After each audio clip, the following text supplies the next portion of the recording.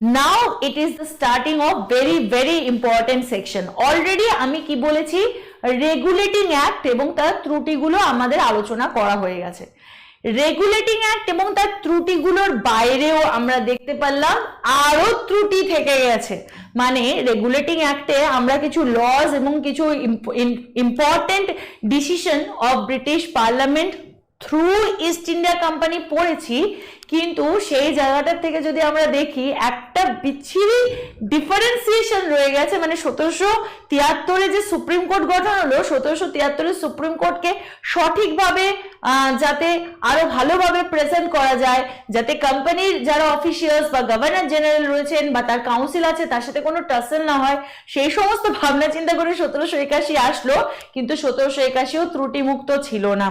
তো এইরকম অবস্থাতে একটা জিনিস দেখা গেল, কোথাও না কোথাও governor general is getting more power, কোথাও না কোথাও তিনি অটোক্রেসির সামনে আসছেন এবং কোথাও না কোথাও তার যে পাওয়ার বা তার যে অটোক্রেসি, সেটার জন্য গভর্নর জেনারেল কাউন্সিলের মধ্যে একটা হাহাকার পড়েছে। তো স্বাভাবিকভাবেই ব্রিটিশ ব্রিটিশ মোনার্ক থেকে, ব্রিটিশ রাজত্ব থেকে, ব্রিটিশ রাজসভা থেকে দেখা হচ্ছে এইখানটায়, ব্রিটিশ রাজসভা থেকে এই জায়গাটা যেখানটা আমাদের একদম বেঙ্গল প্রভিন্স বা ইন্ডিয়ান প্রভিন্স যেগুলো রয়েছে, তাতে যখন ভাবনা চিন্তা করা হচ্ছে একটা পুরো একটা দলা মাখা অবস্থা তৈরি হয়েছে।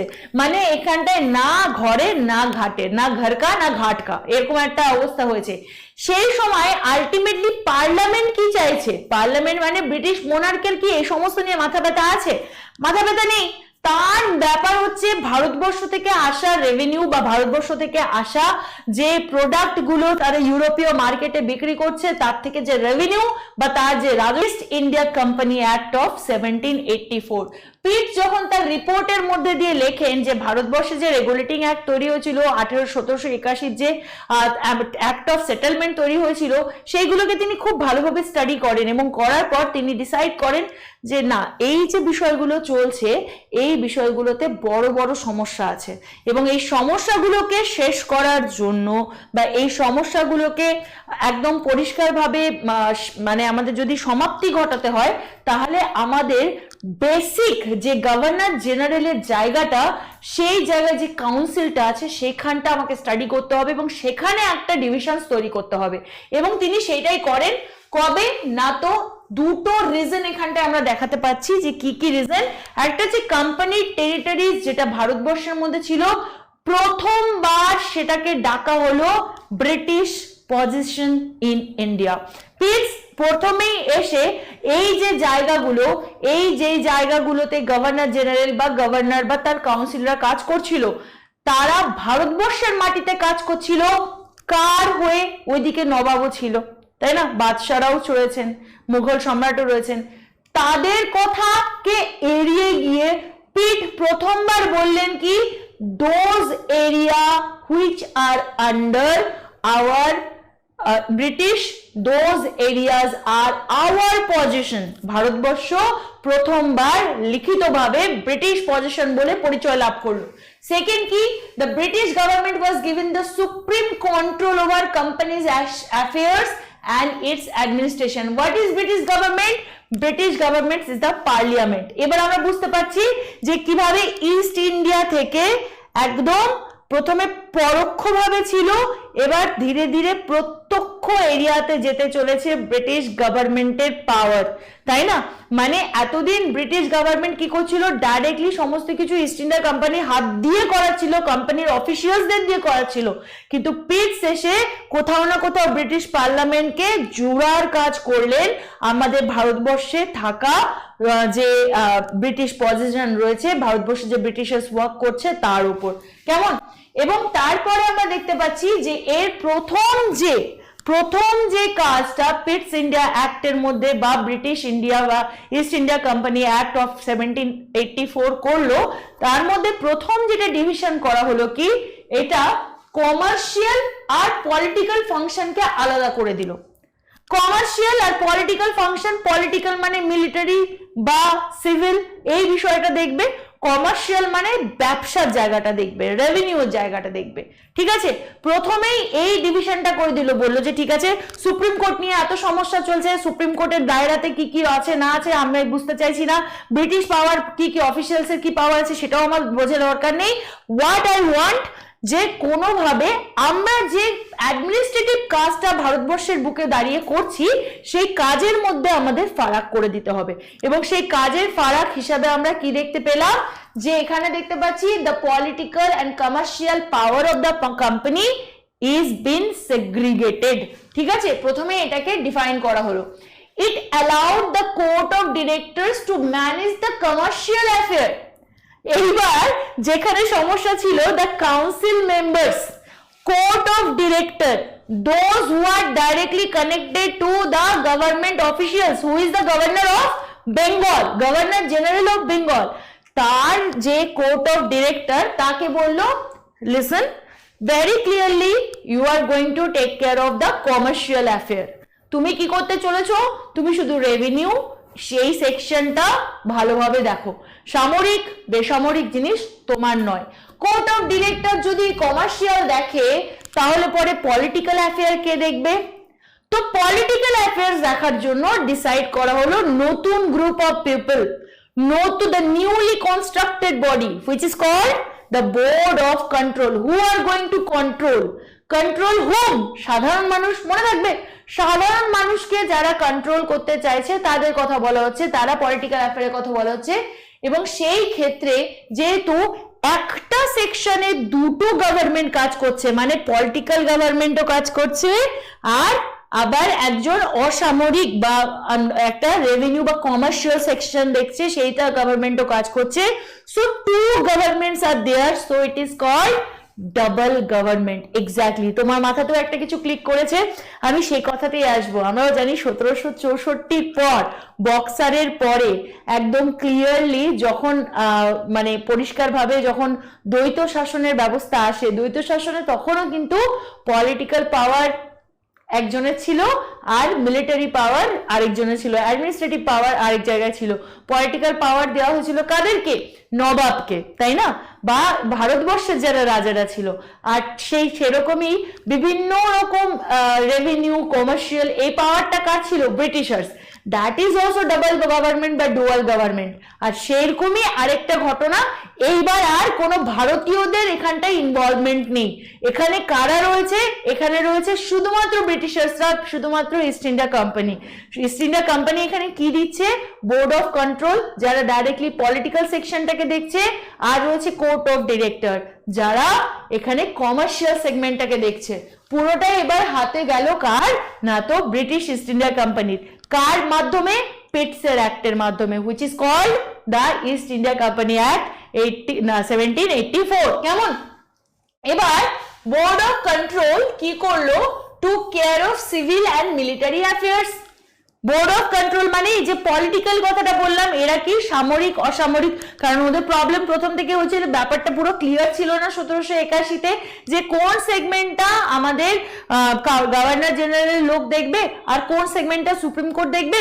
আবার গভর্নর জেনারেলের লোকের সাথে যে কাউন্সিল, তার মধ্যে একটা টাসাল হচ্ছে। এই যে একটা বিচ্ছিরি হচপচ ব্যবস্থা, সেটাকে একদম সুন্দর করে ক্লিয়ার করে দেওয়া হলো। ক্লিয়ার করে কি করা হলো? প্রথম একটা সেগমেন্টকে তৈরি করে দেওয়া হলো, একদম ক্ল্যারিটি নিয়ে প্রথম একটা সেগমেন্ট তৈরি করে দেওয়া হলো। সেই সেগমেন্টটার নাম কি? সেই সেগমেন্টটা হলো বোর্ড অফ কন্ট্রোল।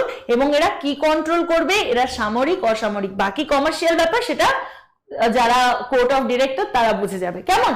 এবং কি এখানটায় 6 জন মেম্বার যারা ছিল, দোজ আর নিউ মেম্বার। ঠিক আছে, new member from east India company এখানটা লাগানো হলো। এবং তার মধ্যে কে? বোর্ডের একজন প্রেসিডেন্ট থাকবেন, যার নাম হবে সেক্রেটারি অফ স্টেট। ঠিক আছে, বোর্ডের একজন প্রেসিডেন্ট থাকবে যার নাম হবে সেক্রেটারি অফ স্টেট, এবং যাকে বলা হচ্ছে বোর্ডের প্রেসিডেন্ট। তাছাড়াও থাকবেন একজন চ্যান্সেলর অফ এক্সিকিউটিভ বা কোষাগারের চ্যান্সেলর একজন থাকবেন, আর 4 privy council. This is very important. ওই যে সুপ্রিম কোর্টের পাওয়ারের সমস্যা হচ্ছিল, সুপ্রিম কোর্টের ওই 4 জনকে খুব চিফ জাস্টিস আর বাকি 3 জনের মাথা খারাপ হচ্ছিল, সেই মাথা খারাপটাকে ঠিক করার জন্য প্রাইভি কাউন্সিল এলো। What is privy council? Privy council মানে যারা ল দেখাশোনা করে, সেই ল দেখাশোনার জন্য নিয়ে আসা হলো প্রাইভি কাউন্সিলের 4 জনকে। এবার এই 4 জন কি ওই 4 জন? সেটা কিন্তু এখানে অত ক্ল্যারিটি নিয়ে বলা হচ্ছে না, এখানে পিটস ইন্ডিয়া অ্যাক্টের দ্বারা নিয়ে আসা 4 জনের কথা বলা হচ্ছে। কেমন? নেক্সট হচ্ছে it empowers the board of control to supervise and direct all operation of civil and military, যেটা বললাম, এবং ব্রিটিশ পজিশন বলে ভারতবর্ষের জায়গাগুলো এবার উল্লেখিত হলো। কেমন? So this is about the পিটস India act. এটাকে মনে রাখার একটা দারুণ সুবিধা আছে, এই ডুয়াল সিস্টেম অফ কন্ট্রোল, এখানে দ্য কোম্পানির যারা রিপ্রেজেন্টেটিভ ছিল তারা কোর্ট অফ ডিরেক্টরে ছিল, যেমন এরা শুরুতেই ছিল। ঠিক আছে, কোর্ট অফ ডিরেক্টরে কোম্পানির লোক ছিল। তুমি মনে রাখতে পারো সি ভার্সেস সি, সি মানে কোম্পানি, সি মানে কোর্ট অফ ডিরেক্টর। আর যখন তুমি বোর্ড অফ কন্ট্রোল বলছো তখন ব্রিটিশ গভর্নমেন্টের লোক দাঁড়াচ্ছে বোর্ড অফ কোম্পানি। এবং এই অ্যাক্ট আর কি করছে? এই অ্যাক্ট হচ্ছে ডিসক্লোজার অফ প্রপার্টি করছে, মানে যত সিভিল মিলিটারি অফিসার্স ইন্ডিয়া বা ব্রিটেনে ছিল within 2 months of their joining, যারা নতুন যারা জয়েন করেছিল, মানে ব্রিটিশ পার্লামেন্ট থেকে যারা জয়েন করেছিল বা আগে যে অফিসার্সরা ছিল, তাদের প্রত্যেকের মধ্যে কতটা প্রপার্টি রয়েছে, তাদের কি কি ওয়েলথ আছে, তার ভ্যালুয়েশনটা এখনো হয় না। আমরা ভারতবর্ষে জানি এই কদিন পরে দেখবে আবার এমপি নির্বাচন হবে না, তখন দেখবে পেপারে প্রত্যেকটা জায়গাতে কে কে দাঁড়িয়েছে নির্বাচনী ক্ষেত্রে তার অ্যাসেটের ডিটেলিংস দেয়। সেই অ্যাসেটের ডিটেলিংস দেওয়াটা খুব জরুরি।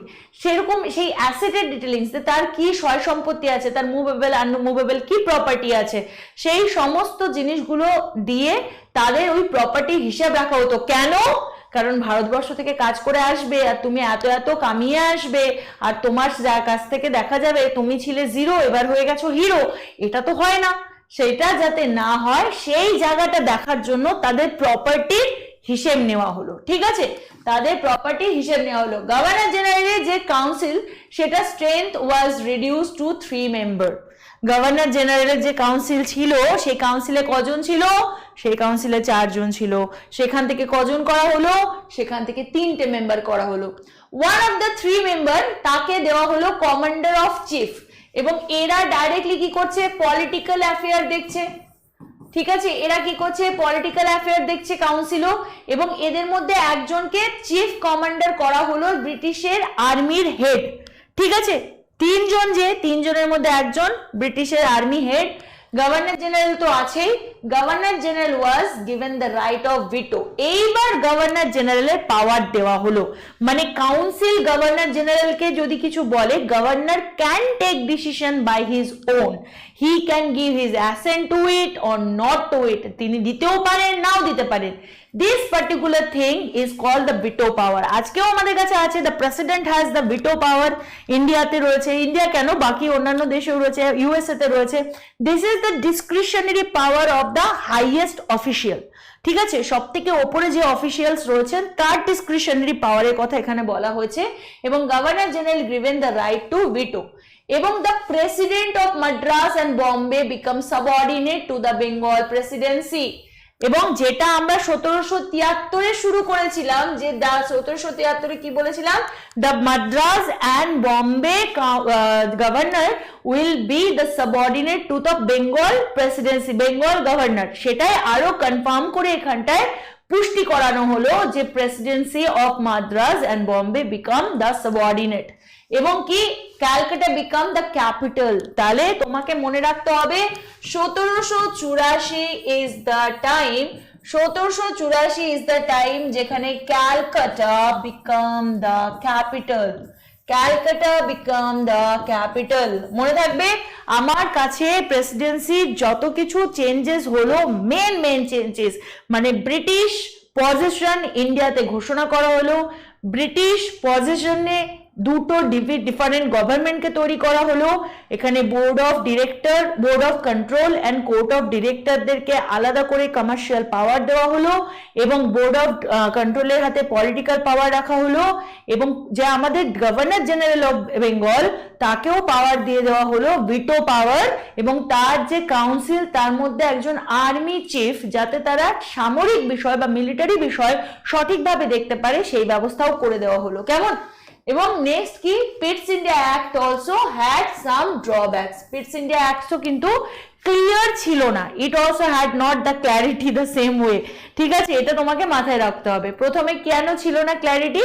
প্রথম কথা হচ্ছে এইটা যে বোর্ড অফ কন্ট্রোল আর কোর্ট অফ ডিরেক্টরের বাউন্ডারি এখানে ক্লিয়ার করা হয়নি। যতই বলে দিক সামরিক, অসামরিক বা রেভিনিউ বা কমার্শিয়াল, বাট এক্সাক্ট কার আন্ডারে কোন সাবজেক্ট পড়বে সেটা কিন্তু ক্লিয়ারলি পিটস ইন্ডিয়াতে বলেনি, একটা ভেগ আইডিয়া দিয়ে দেওয়া হয়েছিল।